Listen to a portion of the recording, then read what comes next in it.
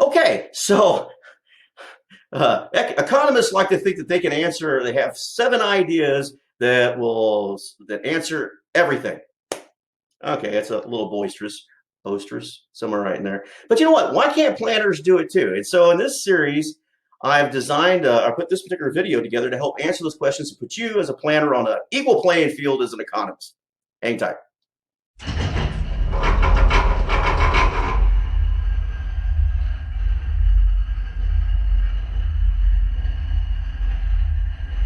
All right, so I had a real hard time coming up with an intro for that one. Okay, so here it is. Economists have 7 principles that they use to help to help analyze markets and how things work. And so they say that they answer just about everything. Okay, there's also a couple competing theories of economics. Okay, so in this video, we're going to talk about these competing theories of economics and what those 7 ideas are and how do you apply them. All right. Now, this is a much shorter video of a much longer video that I did a while back. But the content is really, really good. And I think you can get a lot from it.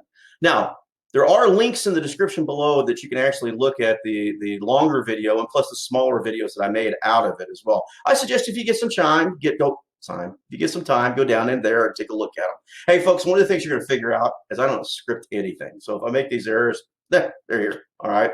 Okay. So I hope you enjoy the video. All right. If you do enjoy it, give us the thumbs up and hit that subscribe button and bell notification so that you can get some more videos as they come out. All right. Enjoy. All right. So the nature of economics, the best part of that is the nature of economics is us. Economics is rooted in socioeconomics, and it's designed around our habits. What do we do as human beings? How do we react when we come in contact with the market?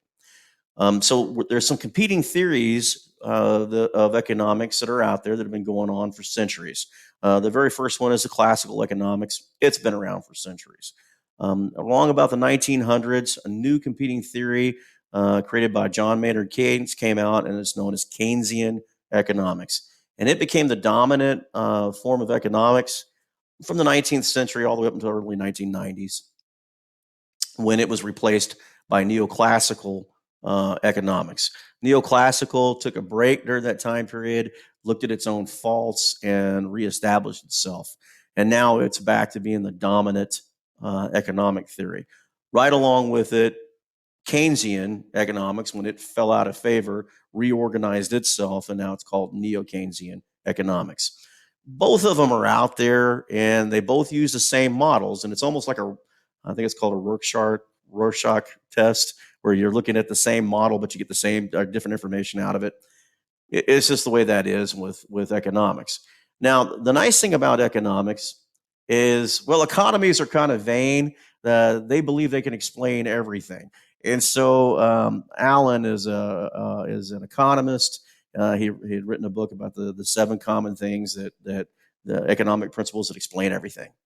And there's 7 different areas of economics that we cover. And we'll go through this right here. The first one is maximization. Congratulations. If you thought you were a good person, you're greedy. And economists would say that from an economic point of view, we're naturally maximizers.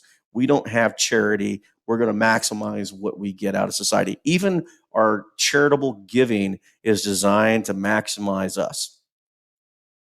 The second principle is substitution. And that means what we'll do is we'll trade something of value for something else. And so we do that with money. We trade money for time, or time for money.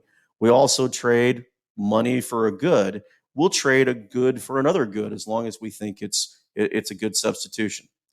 In fact, our market valuation system is based on the substitution method, which says that I'm not going to pay more for the same good as someone else did.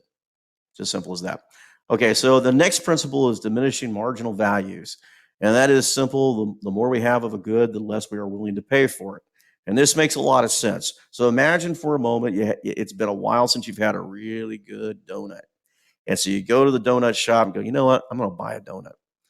Well, you're willing to pay good money for that donut, that first one. But the second donut you get, you may not feel like you should have to pay as much. And in fact, if you take a look at the way they play it out on the menu, a dozen is cheaper than a half a dozen. And it plays into that notion of diminishing marginal values. Now, the next concept is something called opportunity cost. And the cost of an action is the value of the highest forsaken alternative. So what did I give up to get that? That's opportunity cost. If it wasn't for this, I would have had that. If you've ever had a girlfriend who ever got mad at you, she turned around and said, "If it wasn't for you, I'd have this." That was opportunity cost. All right. The next principle is something called diminishing marginal products. And what this means is that increases in one input of production, all other inputs of production being held constant, meaning we don't want to get real crazy with this, lead to increases in output at a diminishing rate. So we get a marginal diminishing return. That's what that means. A little bit harder concept to go over, and we're not going to go over it tonight in this video. We're going to leave the hard theories of economics to the economics and the mathematicians. We're going to leave it at that. The next concept is the rate of time preference. And in finance, we refer to this as TVM, or time value of money. And what this says is, well, as you can read from the slide itself, all things being equal, people always prefer a good today rather than in a future. And so what that does is we look at things, money in the future, and we discount it back to today. So money today is worth money more to us than money, say, 25 years from now. And it makes a lot of sense because it's very possible that I might never see that money. Risk is out there. It says that something might happen beyond my control and I wouldn't receive the money as I thought I would. We've all had a situation like that where we've lent money to somebody and somebody said they were going to pay us back and they didn't, but they eventually paid us back. Well, that didn't do us any good at the time we were expecting it. All right. So, and then this goes back to planners as well. I mean, a lot of planners will do their 5, 10, 25-year plans, and they'll have an economic section in there when they talk about their financials that they put in there for they're looking at their future forecasting of their finances. If you're not using these time value of money concepts in there, quite frankly, they're wrong. So you have to have some type of method of discounting those cash flows back to today. All right, the next one is optimal organization. Now, in a capitalistic system in which you have a business that must operate, this goes to the root of all things. These organizations will put themselves in a position where they're very efficient.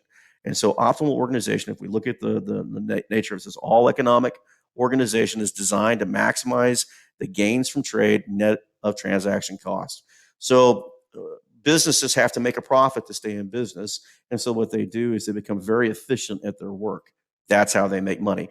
And of course, Samuel Adams said that the more specialized you are, the more money you actually make because you get really good at what you do over time. If you look down here in our little bottom of our slide, the nature of economics, its quotation is groups and individuals make economic decisions in a rational manner. That's the basis of economics. If people are making irrational decisions, economics fall. All right, so some of the key takeaways you should have gotten was these are 7 ideas, and if you really paid attention to them and listened to them really well, you can see where they come from with this 7 ideas that explain just about everything. You don't have to be an expert in all these things, but you can clearly see how planners create economies because everything that's in there, you guys do, okay? So it's important for planners to understand how their actions affect the economy. Now, I hope you enjoyed the video. On the very end of this video, I'm going to put a placard up. I'm going to put an end card up that's got the other videos in it that I suggest that you should see, okay? Enjoy. Have a great day.